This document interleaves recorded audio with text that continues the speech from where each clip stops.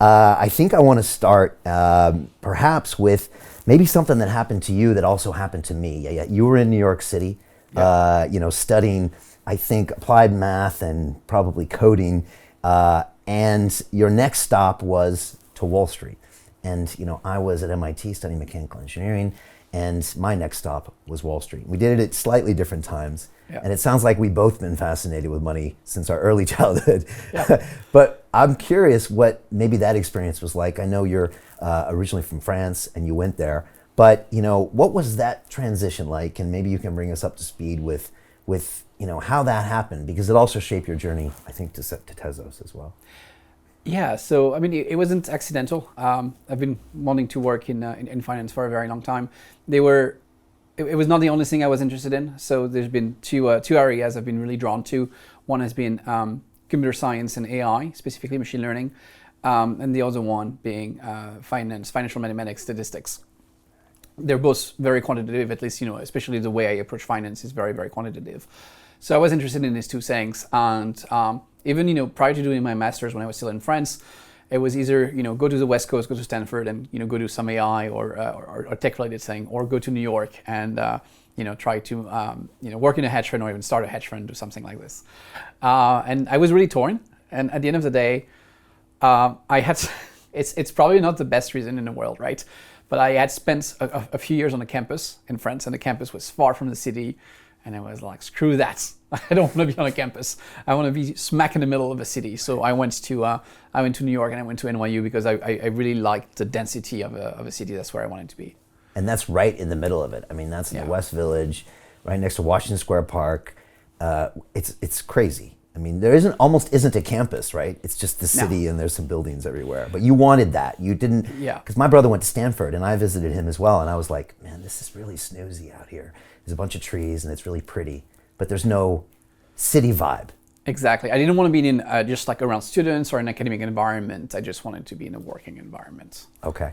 Now, you told me a story of something that happened when you were 7 years old that kind of set this fate. I was wondering if you could just tell everybody a story you just told me. Yeah. So I visited New York when I was 7, so that's 1989. I visited the stock exchange. You can actually visit it, and there's some notes from like a journal that I'm keeping, and I say like, I am really interested in stocks and bonds and gold and banknotes, and I like visiting the stock exchange, and I want to work there. And that's 7-year-old Arthur. So I kind of knew what I wanted to do. Wow, isn't it crazy how something sometimes pulls you to where you want to go, and there's like that dream.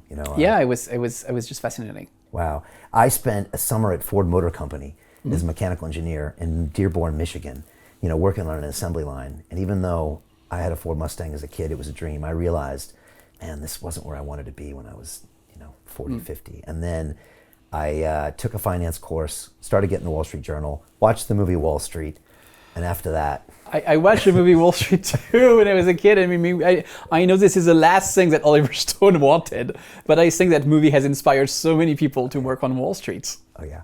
It's like, I think it's one of the greatest movies ever.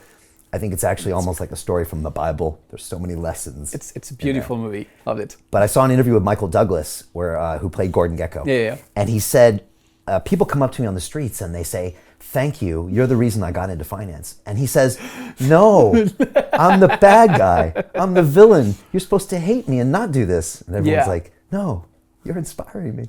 And that's the way it was for me too. Yeah. Bud Fox and Gordon Gekko. I still watch that movie to this day. It's a great movie. So you're at NYU. You kind of know you want to move into finance at some point. You're finishing your master's degree. Again, it's not just finance. You're into AI, machine learning, a lot of these other things. That next decision as a job, how did you make it? And then what did you do? Because you had some serious statistical arb and trading experience on Wall Street.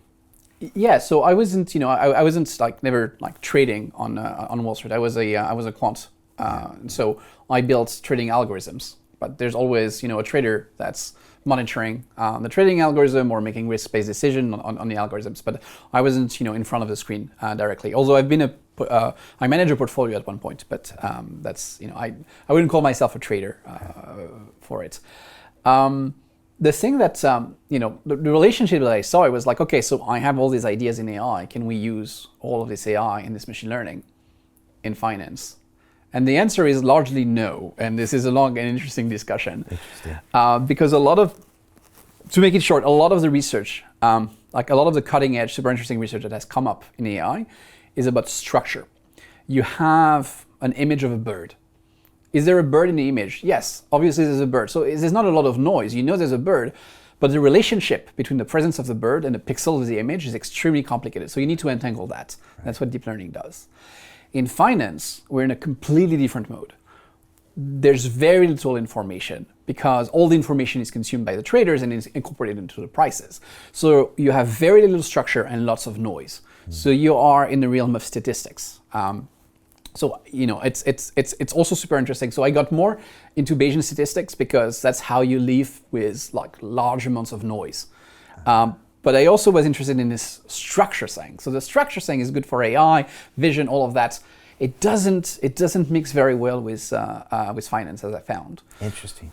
But so, there was also there were two categories of people going into finance. A lot of my peers were derivative quants, so they were pricing derivatives, and you're doing stochastic calculus and partial differential equations, lots of very, very heavy math. But I was a stats person. I was into probabilities, and so that led me more to stat arb and market making. And your instruments of choice were typically futures, just something liquid with a price history. I've done a bunch of everything. Okay. So when I started out, the first product I was touching was the euro-dollar future. Okay. Yeah. But I've done also commodities future, natural gas and oil, and a lot of ETFs.